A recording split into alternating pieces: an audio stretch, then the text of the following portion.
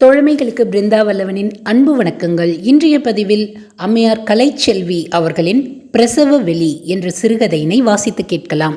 ஒரு பிரசவத்தின் அனுபவத்தை அப்படியே நம் கண்முன் கொண்டு வரும் ஒரு ஆழமான சிறுகதை.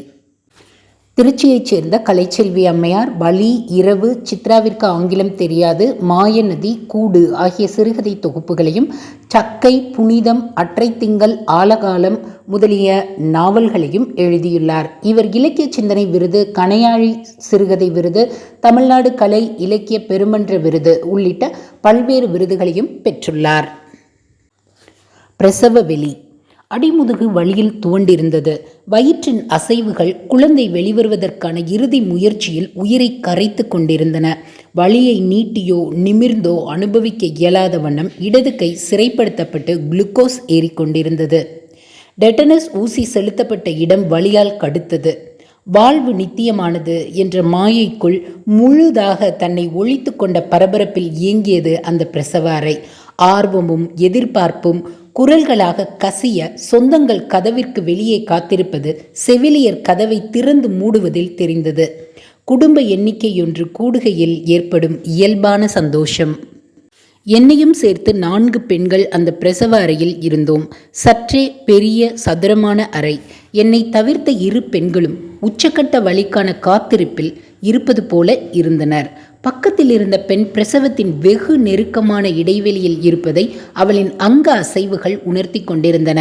அந்த பெண்ணை சுற்றிலும் வைக்கப்பட்டிருந்த பச்சை திரை தடுப்புகளினால் உள்ளே நடப்பவை துல்லியமான பார்வைக்கு மறைக்கப்பட்டிருந்தாலும் காட்சிகள் தெளிவற்று தெரிந்து கொண்டுதான் இருந்தன. மருத்துவரும் செவிலியரும் தாதியுமான சிறு கூட்டம் அவளை சூழ்ந்திருந்தனர். தாளாத வழியில் அவள் முனகியது என் உயிர் வரை ஓடி பய நரம்பை சுண்டியது. எண்ணி பார்த்தேன். இந்த பயம் இன்றில்லை. நாள் தள்ளிப்போன பிறகு செய்த சிறுநீர் பரிசோதனையில் பாசிட்டிவ் ரிசல்ட் காட்டிய அன்றே வந்த பயம். அன்று குடும்பமே ஆரவாரத்தில் மூழ்கிவிட எனக்குள் சந்தோஷத்தை விட பயமே அதிகமாக வந்து உட்கார்ந்தது. இத்தனைக்கும் சினிமா சீரியல்களில் வருவது போல் எனக்கு மயக்கம் வரவில்லை. வாந்தி போன்ற தொந்தரவுகளும் இல்லை. மயக்கம் தெளிந்த கதாநாயகிகள் கட்டிலில் போர்வைக்குள் படுத்தபடி வருங்கால குழந்தையை பற்றி வெட்கமும் ஆசையுமாக கணவருடன் பகிர்ந்து கொள்வதை பார்த்திருக்கிறேன். எனக்கு அப்படி எதுவுமே தோன்றாமல் பயம் வந்தது குறித்து எனக்கே பயமாகத்தான் இருந்தது. கர்ப்பவதி, புள்ளத்தாச்சி என்ற வார்த்தைகளின் புனிதம் ஜீன்களின் வழியாகவும் சமுதாய கற்பிதங்களாலும் என்னுள் கடத்தப்பட்டிருந்தாலும் எதிர்ப்படும் கர்ப்பவதிகளின் மனநிலை குறித்த ஆராய்ச்சி என் மனதில் அன்னிச்சையாக ஓடிக்கொண்டே இருந்தது. என் நாத்தனாரின் பிரசவம் குறித்து பேசும்போதெல்லாம் என் மாமியார் என் பொண்ணு செத்துதான் பொழைச்சா என்று அடிக்கடி கூறிக்கொண்டிருப்பார். அது வேறு நினைவுக்கு வந்து பயத்தை அதிகப்படுத்தியது. பிரசவம் என்பது மறு ஜனனம்தான் என்றாலும் இந்த நவீன மருத்துவ யுகத்தில் என்று டிவியில் பேசிக்கொண்டே போகும் மகப்பேறு மருத்துவரின் முதல் வரிகளோடு மனம் நின்று போனது. பெரிய வயிறுடைய பெண்கள் அடுத்து வரும் மாதங்களில் பூந்துவளைக்குள் குழந்தையை இறுக்கியபடி நடப்பது சற்று ஆறுதலாகத்தான் இருந்தது. இப்போது எனது பழக்க வழக்கங்கள் கூட மாறியிருந்தது. முன்பெல்லாம் கோபம் வரும்போது சாப்பாட்டில் தான் அது வெளிப்படும். ஆனால் இப்போது கோபம் கிளம்பும் போதே சமாதானப்படுத்தப்படுவதில் சலிப்பு தான் வந்தது. சாப்பாட்டில் கோபத்தை காட்டாத, இப்ப நீ 2 உயிர் எல்லோரும் சொல்லும்போது பயம் இன்னும் கூடி போனது. வாரிசு ஏக்கத்தை கண்களில் சுமந்திருந்த கணவரிடம் வயிற்றுச் சுமையை தள்ளிப்போட எண்ணும் என் எண்ணம் அரங்கேறாமலேயே அஸ்தமித்து போனதில் வயிறு மேடிட துவங்கியிருந்தது. வெளிப்படுத்தியிருந்தால் மட்டும் என்ன நடந்திருக்கும்? சமாதானத்தின் இறுதியிலோ அல்லது சண்டையின் இறுதியிலோ வயிற்றுச் சுமை கட்டாயமாக்கப்பட்டிருக்கும். என் சமவயது பெண்களில் குழந்தை பேற்றை தள்ளி போட்டவர்கள், குழந்தை தரிப்பதற்காக மருத்துவ ஆலோசனையில் இருப்பவர்கள், இன்னும் திருமணமாகாதவர்கள், இவர்களோடு என்னை ஒப்பிடுவதில் என்னுடைய தாய்மை பேறு குறித்து என் அம்மாவுக்கு ரொம்ப பெருமை. தனது மகள் பெண்ணாக பிறப்பெடுத்ததை பூர்த்தி செய்துவிட்டாள் என்ற நிறைவுடனே இந்த 9 மாதங்களும் 1 வாரமும் வளைய வந்திருந்தாள் அவள். என் மனதை வெளிப்படுத்தியிருந்தால் முதலில் ஆச்சரியம்தான் வந்திருக்கும் அம்மாவிற்கு. இப்படி கூட யாராவது நினைப்பார்களா என்பார். பின்பு நிச்சயமாக மருமகனின் கட்சிக்கு தாவி விடுவாள். 3ஆம் மாதம் வீட்டிற்கு அழைத்து வருவது, 5ஆம் மாதம் மருந்து கொடுப்பது என நேரங்கள் நெரிசலாக கடந்து கொண்டிருந்தது. துருத்தலான வயிற்றை ஆசையாக வருடி புலங்காகிதம் அடையும் கணவருக்கு இப்போதெல்லாம் வயிற்று குழந்தை தவிர்த்து என்னிடம் பேச விஷயங்களே இல்லாமல் போனது. தடுப்பூசிகள், ஸ்கேன் ரிப்போர்ட் இவைகளோடு மாதாந்திர செக்கப் முடிந்து மருத்துவர் அறையிலிருந்து வெளியே வரும்போது எனது திகில் நிறைந்த கண்களை பார்த்து பதறும் கணவருக்கு பேபி நல்லா இருக்கான் என்ற வார்த்தைகள் திருப்தியுற போதுமானதாக இருந்தது. ஆனால் மருத்துவ செக்கப் செய்யும் முறை என்னை விரக்தியடை வைத்திருந்தது. இரவுகள் கூட கலக்கத்திலேயே கழிந்து கொண்டிருந்தது. புதிதாக குழந்தை பெற்ற உறவுக்கார பெண்கள் குழந்தையே உலகமாக மாறிப்போனதை மனக்கண்ணுக்குள் இருத்தி பார்க்கும்போது வரும் இன்பம் பிரசவம் குறித்த பயத்தில் கரைந்து போகும். வரப்போகும் குழந்தையை பற்றிய கனவுகளில் மூழ்கியபடியே மெல்லிய குரட்டையில் தன்னை ஆசுவாசப்படுத்தி கொண்டு படுத்திருப்பார் கணவர். 10-12 குழந்தைகளை உடல் உழைப்பு மிகுந்த அந்த காலகட்டத்தில் சர்வசாதாரணமாக பெற்றெடுத்த பாட்டிமார்கள் எனக்கு சாதனையாளர்களாக தெரிந்தனர். மருத்துவச்சி பார்க்கும் பிரசவம், வளராத விஞ்ஞானம், சமுதாய அழுத்தம், புனித வேள்விக்குள் அடைபடும் தாய்மை இவைகளுக்கு மத்தியில் கயிற்றில் நடக்கும் சாகசக்காரர்களாகவே ஒவ்வொரு பெண்ணும் வாழ்ந்திருப்பதாக எனக்கு தோன்றியது. விஞ்ஞானம் போர்த்திய இன்றைய சமுதாயத்தில் கூட மலடி போன்ற ஆண்பாலற்ற சொற்கள் வெகு விமரிசையாக வலம் வந்து கொண்டுதானே இருக்கிறது. தாங்கள் பெறும் குழந்தைகள் குறித்த உரிமையை பெண்கள் இன்னும் பெறவில்லை என்று ஏதேதோ எண்ணங்கள் மூழ்கடிக்க மீதி இரவும் தூக்கம் தொலைந்தே கிடக்கிறது. தூக்கமின்மை பகல்களை அரை மயக்க நிலையிலேயே வைத்திருப்பது போலிருக்கும். நாள் நெருங்க நெருங்க தூக்கம் வராதடி, இதெல்லாம் வயிற்று பிள்ளைக்காக நாம செய்யற தவம்டி, கொடுத்து வச்சிருக்கணும் என்பாள் அம்மா உருக்கமாக. வயிறு பெரிதானதில் கைகளின் துணையின்றி உட்காரவோ எழுந்து கொள்ளவோ புரண்டு படுக்கவோ முடியாத களைப்பு நிரந்தரமாக முகத்தில் படர்ந்து போனது. உள்ளே இருக்கிறது பொம்பளை பிள்ளை தான், பொண்ணுங்க தான் தாயோட அழகை களவாடிக்குவாங்க என்று ஜோதிடம் சொல்லும் அம்மாவுக்கு, இல்லைங்க ஆம்பளை புள்ள தான் அசதியை கொடுக்கோ என்பார் மாமியார் விட்டு கொடுக்காதவராக. டபக் டபக் என உள்ளிருந்து வரும் அசைவுகள் சற்று நேரம் வராது போனாலும் பயம் ஏற்பட்டது. குழந்தை மூமெண்ட்டே இல்லையா? வீடே அல்லோகலப்பட்டது. ஸ்கேன் எடுத்ததில் குழந்தை நார்மல் என்றது ரிப்போர்ட். நான் தான் நார்மலாக இல்லாமல் நடுக்கத்துடன் பிரசவ தேதியை எதிர்பார்த்திருந்தேன். வளைகாப்பு வளையல்கள் உடைந்து விடாமல் எப்போதும் ஜாக்கிரதையாக இருக்க வேண்டியதிருந்ததால் யாருடைய உடலுக்குள்ளோ பூந்து கொண்டது போலிருந்தது. என் அலைபேசியில் இருந்து போகும் அழைப்புகளோ அலைபேசிக்கு வரும் அழைப்புகளோ பிரசவத்தை பற்றியே சுற்றி வந்து முடக்கி போவது ஒருவித சலிப்பை தந்தது. 9வது மாதம் தொடக்கத்திலேயே மருத்துவமனைக்கென பெரிய பேக் ஒன்று எப்போதும் தயார் நிலையிலேயே வைக்கப்பட்டிருந்தது. அம்மாவும் தான். ஃப்ளாஸ்க், டம்ளர்கள், பெரிய பெரிய டவல்கள், சலவை செய்து புதிதாக்கப்பட்ட வெள்ளை வேட்டிகள், ஸ்பூன், சாத்துக்குடி பிழியும் கருவி, குளுக்கோஸ் பாக்கெட்டுகள், நைட்டி, நாப்கின் பாக்கெட் என நிரம்பி இருந்த அந்த பேக் கண்ணில் படும் போதெல்லாம் பீதியை கிளப்பிக்கொண்டே இருக்கும். மாப்பிள்ள நம்ம பொண்ணை நல்லா கவனிச்சுக்கிறாரு, குழந்தை மூமெண்ட்டை வாட்ச் பண்ணிக்கிட்டே இரு, வலி வர்றாப்புல இருந்தால் உடனே ஹாஸ்பிட்டலுக்கு கிளம்பிடு, நேரத்துக்கு சாப்பிடுன்னு ஒரே அட்வைஸ் தான் பொண்டாட்டிக்கு. அம்மாவிற்கு பெருமைப்பட நிறைய விஷயம் இருந்தது. எனக்கோ என் கணவர் என்னிடமிருந்து விலகிவிட்டது போலவே தோன்றியது. தயாராக இருந்த அந்த பெரிய பேக்கிற்கு நேற்று மாலை உபயோகம் ஏற்பட்டதில் மருத்துவமனையில் அனுமதிக்கப்பட்டேன். முதலில் கர்ப்பப்பையில் தண்ணீரின் அளவு குறைவாக இருப்பதால் சிசேரியன் செய்ய வேண்டும் என்றார்கள். எனக்கு அனஸ்தீசியா அலர்ஜி என்பதால் நார்மல் டெலிவரிக்கு காத்திருப்பதில் பிரச்சனையே இல்லை என்றார்கள். பெல்விஸ் எலும்பு விரிவடைந்திருப்பது நல்ல அறிகுறி என்றார்கள். இரு வீட்டார் குலதெய்வங்கள், சிறு தெய்வங்கள் என பிரசாதங்களால் எனது நெற்றி நிறைந்திருந்தது. என் பொண்ணு நல்லபடியா பெத்து பொழைக்கணும். அம்மாவின் சத்தமான வேண்டுதல் வலியை அதிகரித்தது. பயத்தில் கண்களை இறுக மூடியிருந்த என்னை இனிமா கொடுக்க யாரோ அழைத்து சென்றார்கள்.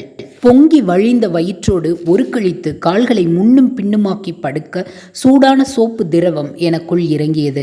பிறகு கழிவறைக்கும் படுக்கைக்குமாக அலைந்தேன். தண்ணி வழுக்கும்படி பார்த்து நட முதுகில் ஒலித்த அம்மாவின் குரல் பழித்தால் கூட தேவலாம் போன்றிருந்தது. வலியோடு அவஸ்தைப்படுவதை விட குழந்தையோடு இருந்து போகலாம். கழிவறை கதவை மூடுவதற்குள் கால்களின் வழியே சிறுநீர் வழிந்தோடியது. வழக்கமாக இருப்பது போலன்றி சற்று பிசுபிசுப்பாக இருந்தது. அதை நான் அம்மாவிடம் சொல்ல அம்மா அதை நர்ஸிடம் உடனே சொல்ல பச்சை அங்கிக்குள் நுழைக்கப்பட்டு ஸ்ட்ரெச்சரில் கடத்தப்பட்டேன். ஸ்ட்ரெச்சரோடு பயணித்த என் கணவரின் பதட்டம் நிறைந்த விழிகள் என்னை கோபப்படுத்தியது. இந்த பதட்டமெல்லாம் வைத்து குழந்தை நல்லபடியாக வெளியே வரணும்னு தான். பொறுமலோடு கண்களை மூடிக்கொண்டேன். ஸ்ட்ரெச்சர் நகர்ந்தது. மனம் வெறிச்சோடி இருந்தது. இதுதான் உள்நோயாளியாக எனது முதல் மருத்துவமனை அனுபவம். அறையின் தோற்றம் பயமுறுத்தலாக இருந்தது. பலியாடுகளாக கிடந்த மூவரோடு நானும் சேர்ந்ததில் நால்வராகி போனோம். அங்கிருந்த பெண் மருத்துவர் என்னை சோதித்துவிட்டு லேபர் பெயின் வரட்டும், வெயிட் பண்ணலாம் என்றார். பக்கத்து படுக்கையில் இருந்த பெண்ணின் சத்தம் நேரம் செல்ல செல்ல கூடிக்கொண்டே இருந்தது. மரணத்தின் உச்சமே ஜனனம். மரணம் என்றால் அது மனதின் அந்தரங்க வழியாக இருக்கலாம், அல்லது உடல் வலியின் உச்சமாக இருக்கலாம், அல்லது நேரடி மரணமாக கூட இருக்கலாம். தத்துவார்த்தமான சிந்தனைகள் எனக்குள் ஓடிக்கொண்டிருந்தது. அந்நேரத்திலும் இம்மாதிரியான சிந்தனைகள் எனக்கு புதிதல்ல. எனது பள்ளி நாட்களில் அவ்வப்போது நான் அள்ளிவிடும் வசனங்கள் நீதி போதனை வகுப்பில் என்னை முன்னிலைப்படுத்தும். 11ஆம் வகுப்பு படிக்கும்போது ஒரு முறை நீதி போதனை டீச்சர், உன் வயசு 60 என்று கிண்டலடித்தார். பக்கத்து படுக்கை பெண் வழியில் எனக்கு சீனியர். அவள் அனுபவிப்பதையெல்லாம் இன்னும் சற்று நேரத்தில் நானும் அனுபவிக்க வேண்டும். வாழ்க்கையின் உச்சக்கட்டம், வலியின் உச்சக்கட்டம், பொறுக்க இயலாத வலியை பொறுக்க வேண்டிய கட்டாயம். பிளாஸ்டிக் பக்கெட்டும் கையுமாக அவசரமாக உள்ளே நுழைந்த இரு தாதிகள் பச்சை திரைக்குள் ஐக்கியமானார்கள். அந்த பெண்ணின் கால்களை இருவர் மடக்கி பிடித்திருப்பது தெரிந்தது. அவள் ஏதோ செய்ய முயற்சி செய்து கொண்டிருந்தாள். அதற்குள் பொல்லாத வலி என்னை திசை திருப்பியது. வாய்விட்டு முணங்கினேன். நர்ஸ் என்னருகே வந்தார். அடி வயிற்றுல வலி இறுக்கி பிடிக்குதா என்றார். அப்படித்தான் இருந்தது எனக்கும். வலி விட்டு விட்டு வரணும். 2 நிமிஷத்துக்கு ஒரு தடவை வந்து நின்றுச்சுன்னா பேபி வெளியே வரப்போகுதுன்னு அர்த்தம். வலியின் இறைச்சலுக்குள் மழலையின் குரல் மெலிந்து கேட்டது. அவளுக்கு குழந்தை பிறந்து விட்டது. ஆவலில் தலையை திருப்பி பார்த்தேன். அவளை சுற்றி இருந்த கூட்டம் குறையவில்லை. இடுப்புக்கு மேல்தான் தெரிந்தாள். பச்சை திரையை சற்றே நகர்த்தி இருந்தார்கள். நல்ல உணர்வுடன் தான் இருந்தாள். உடல் தொய்ந்து கிழிந்த நாராகி போனதை முகம் உள்வாங்கி களைப்பை வெளித்தள்ளி இருந்தது. குழந்தை இடைவிடாத அழுதது. அந்த ஒளி அவளை சலனப்படுத்தி இருக்குமோ? தாங்க முடியாமல் அழுவாளோ? முகத்தை உற்று பார்த்தேன். சலனங்களே இல்லாமல் இருந்தது அந்த முகம். 2 நிமிடத்திற்கு முன் விட்டு போயிருந்த அடிவயிற்று வலி இப்போது மீண்டும் கவ்வி இழுத்தது. அதேதான். மனசு பயத்தில் சில்லிட்டது. சிஸ்டர் என்று கத்தினேன். நர்ஸ் வேகமாக வந்தார் என்னிடம். பழக்கப்பட்டு போன நிகழ்வாக நான் கால்களை விரித்து கொடுக்க இப்போது அவளிடம் இருந்த பச்சை திரையை முழுவதும் நீக்கி என்னை நோக்கி நகர்த்தினர். நான் மற்றவர்களின் பார்வையில் இருந்து மறைக்கப்பட்டேன். என்ன நடக்கிறது? எனக்கு மறத்து போயிருந்தது மனம். உடைமாற்றும் அறையிலோ குளிக்கும் அறையிலோ கூட இதுவரை யாரையும் அனுமதித்ததே இல்லை நான். கையேறு நிலை என்பது இதுதானோ? முக்கு நல்லா ஸ்ட்ரெயின் பண்ணி முக்கு. அப்படிதான். இது பத்தாது. இன்னும் பெட்டரா ட்ரை பண்ணு. அப்படிதான். இன்னும் கொஞ்சம். இங்கே பாருமா, நீ கோஆப்ரேட் பண்ணலைன்னா நாங்கள் ஒன்றுமே பண்ண முடியாது. ஏற்கனவே பனிக்கூட உடஞ்சிருச்சு. லேட் பண்ணினா பேபிக்கு சஃபகேட் ஆயிரும். மிதமாகவும் கோபமாகவும் கிரிக்கெட் கமெண்ட்ரி போல தொடர்ச்சியாக வந்த பெண் மருத்துவரின் குரல்கள் என்னை திக்குமுக்காட வைத்தன.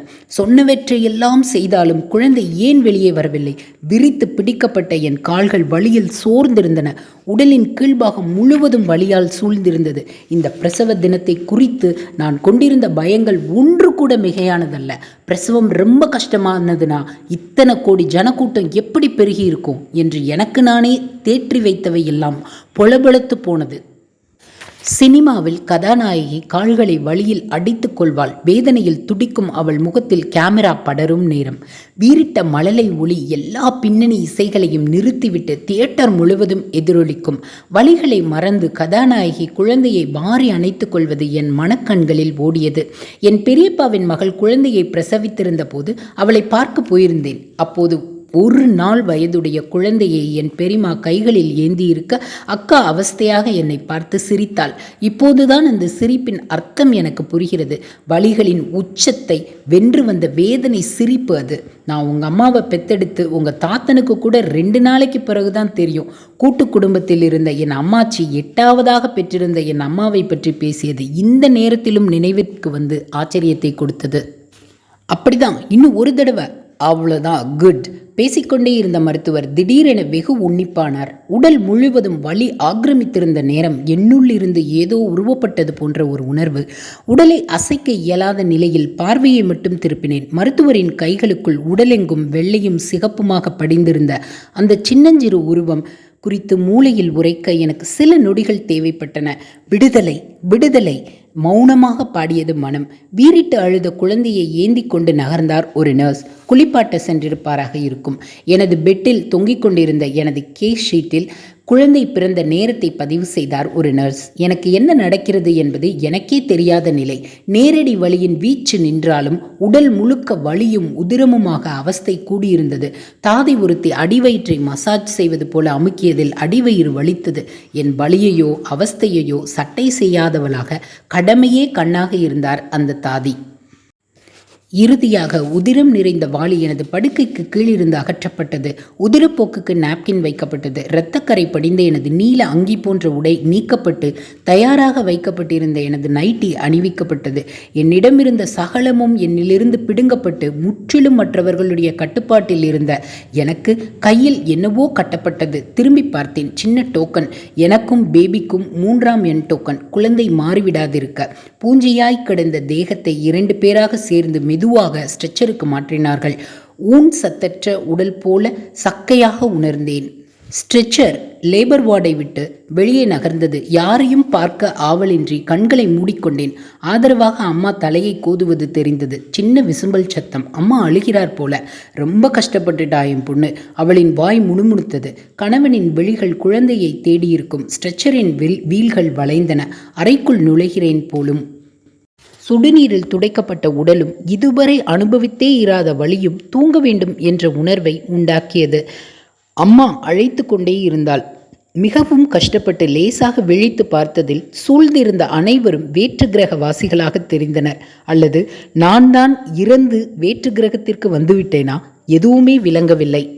சமுதாயமானது தாய்மையை புனிதப்படுத்தி பெண்களை வாய்மூடி மௌனிகளாக்கி மிக சரியாக காய்களை நகர்த்தி மாறாத வெற்றியை தக்க வைத்து கொண்டே வந்து கொண்டிருக்கிறது. அதன் மிகச் சமீபமான பலி நான் என்று கருப்பு அங்கியோடு கோர்ட்டில் வாதிடும்போது நான் எழுப்பப்பட்டேன். சிறு அசைவு கூட எனக்கு சாத்தியப்படவில்லை என்பதை அப்போதுதான் உணர்ந்தேன். ஏன் இப்படி கும்பல்? எல்லாரும் கிளம்புங்க.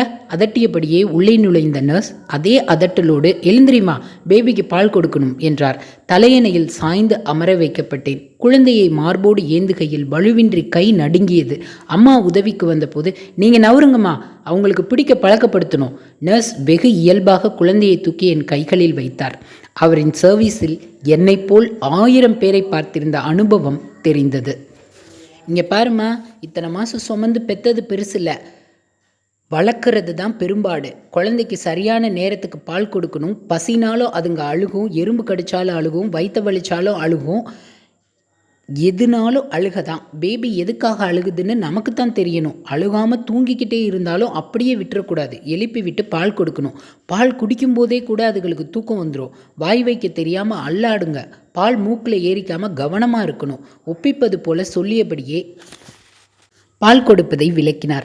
அப்படியே மருமக மாதிரி இருக்குதுடி புள்ள என்றார் அம்மா. அதுவரைதான் நினைவில் இருக்கிறது. பிறகு நானும் தூங்கி போய்விட்டேன். யாரோ எழுப்பியது யுகங்களை கடந்து மீண்டது போல இருந்தது. புள்ளைக்கு பசி வந்திருக்கோம், பால் கொடுமா என்றாள் அம்மா. கண்களை திறக்க முடியாத அசதி. குழந்தையை என்னருகே படுக்க வைத்தால் கண்ணை திறந்து பார்த்து பாலை குடிடி, மூக்கில் ஏறிக்கும். திறக்க முடியாதிருந்த கண்களை யாருடைய வருகையையோ திறக்க கட்டாயப்படுத்தியது. இரு வீட்டு ஆட்கள், தோழர்கள், அக்கம்பக்கத்தார் என யார் யாரோ வந்தபடியே இருந்தனர். பால் கொடுக்குறா, கொடுத்த உடனே கூப்பிடுறேன். அம்மா சமாதானப்படுத்தும் போது அவங்கள அப்படியே போக சொல்லுமா, நான் தூங்கணும் என்று சொல்ல தோன்றியதை அடக்கி கொண்டேன். ஆண் உறவினர் மருத்துவமனை செலவு கணக்கு கேட்பதும், பெண்கள் அறையை நோட்டமிடுவதும், பிறகு குரலை தழைத்து கொண்டு பால் இருக்குல்ல என்று கேட்பதும் எரிச்சலாக இருந்தது. ஏண்டி பசிக்குதாடிதான்னு கேட்டேன், அதுக்கு ஏன் இப்படி சல்லு புல்லுன்னு விழுகிற? அம்மாவுக்கு சமயங்களில் கோபம் வந்துவிடும்.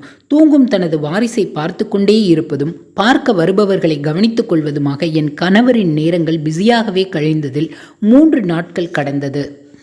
வீடு ஆரத்தி எடுத்து வரவேற்றது.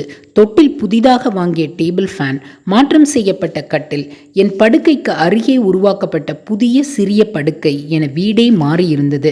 விதவிதமான ருசியற்ற உணவுகள், அதிக கட்டுப்பாடுகள், புதிதாக பிறந்திருக்கும் பொறுப்பு, இவைகள் எனது தனிமையின் அளவை கூட்டிக் கொண்டே போயின.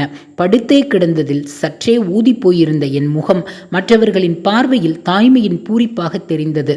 ஆஸ்பத்திரிக்கும் வீட்டுக்கும் அலைந்த கணவர் பொறுப்பை மாற்றிவிட்ட திருப்தியில் குழந்தைக்கான விளையாட்டு ஜாமான்களை சேகரிக்கும் பணியில் தன்னை ஈடுபடுத்திக் கொள்ள அம்மா குழந்தைக்கான அட்டவணையில் மூழ்கி போனாள். குழந்தையை எடுத்து கொடுக்க, பால் குடித்த பிறகு தூளியில் போட, பத்திய சாப்பாடு சமைக்க, குழந்தையை குளிப்பாட்ட, உரைமருந்து ஊற்ற என அம்மா பிஸியாகிவிட சூழ்ந்து நின்ற தனிமை எரிச்சலை கூட்டியதில் தொட்டதற்கெல்லாம் எரிந்து விழ ஆரம்பித்தேன். ஒரு வாரம் ஓடிவிட்டிருந்தது. குழந்தையை குளிக்க வைத்து என் அருகே படுக்க வைத்தாள் அம்மா. புள்ள தூங்குதுன்னு பேசாம இருந்துராதடி, காலை சுண்டி விட்டு பால் கொடு, புள்ளைக்கு பசி வந்துடும், கிச்சன்ல இருந்து குரல் கொடுத்தாள். குழந்தையை பார்த்தேன். உடல் முழுவதும் பவுடர் வாசத்துடன் நெற்றியிலும் கன்னத்திலும் வைக்கப்பட்ட திருஷ்டி பொட்டுமாக தூங்கிக் கொண்டிருந்தது. திடீரென்று ஏதோ நினைத்து கொண்டார் போல தூக்கத்திலேயே சிரித்தது. அம்மா சொன்னது நினைவுக்கு வந்தது. குழந்தையின் வலது உள்ளங்காலை மெதுவாக நிமிண்டினேன். எழுந்து கொள்ளவில்லை. திரும்ப திரும்ப சீண்டியதில் நான் படுத்திருந்த பக்கம் திரும்பியது. அதன் பிஞ்சு கை எதையோ தேடி அலைந்தது. பிறகு எனது நைட்டியை பற்றி கொண்டது. குழந்தையை வாரி நெஞ்சோடு அணைத்து கொண்டேன். தலை நிற்காத புள்ளடி பார்த்து என்றால் அறைக்குள் நுழைந்த அம்மா. இத்துடன் கதை நிறைவடைகிறது. ஒரு குழந்தை பிறப்பு அனுபவத்தை ஆரவாரமில்லாமல் அழகாக யதார்த்தமாக பதிவு செய்த சிறுகதை. வாய்ப்பிருந்தால் வாசித்து பாருங்கள். மீண்டும் ஒரு அழகான பதிவுடன் சந்திக்கலாம். நன்றி.